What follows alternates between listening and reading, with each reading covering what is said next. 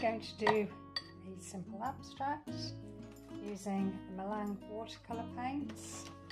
I'm just going to get the paint straight out of my set.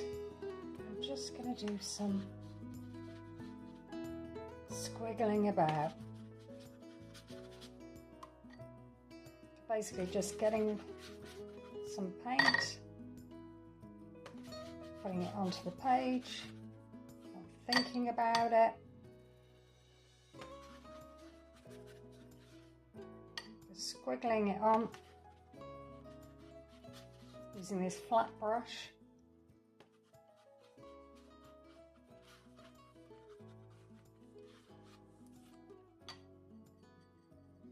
I'm going to add a zingy yellow to this. Yellow and purple, opposite sides of the colour wheel, so they look really good together.